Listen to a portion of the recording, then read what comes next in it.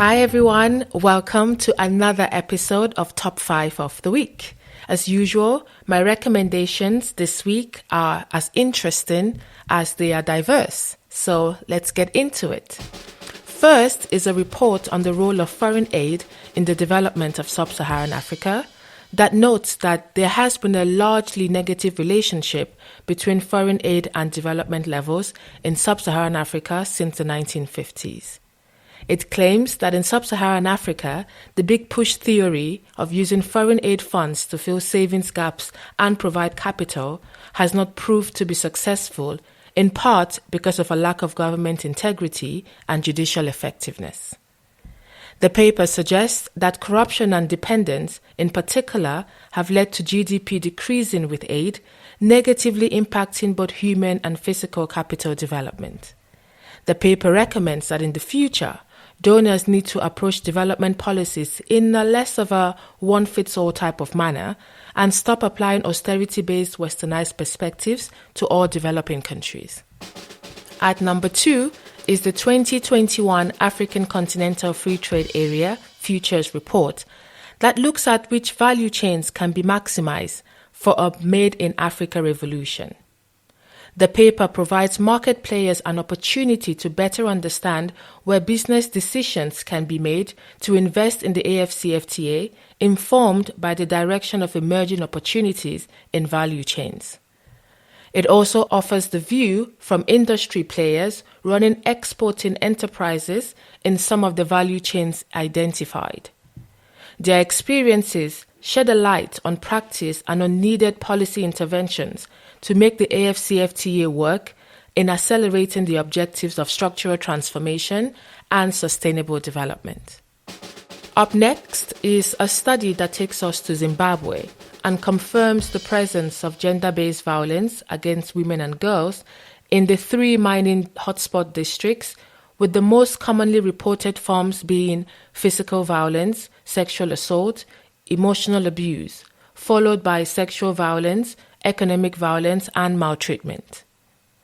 The main drivers of gender-based violence include harmful gender norms that tolerate the abuse of power by men, general perceptions of the vulnerability of women and girls, and common cultural practices that are deeply rooted in patriarchy. The study also noted the absence of legislation and regulations through which women can denounce cases of gender-based violence.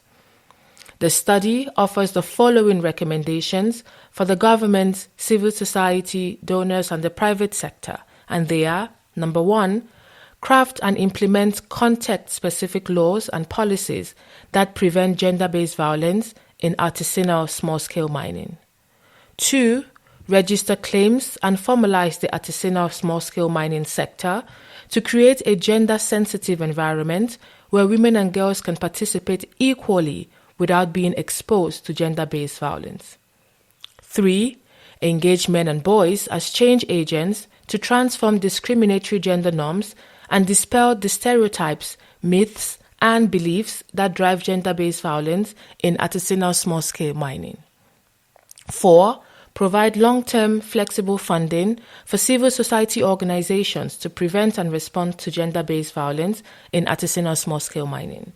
And finally, at number 5, set up a safe, accessible, and confidential gender-based violence complaints desk that enables women and girls in artisanal small-scale mining to report any form of gender-based violence and ensure that there is a response mechanism.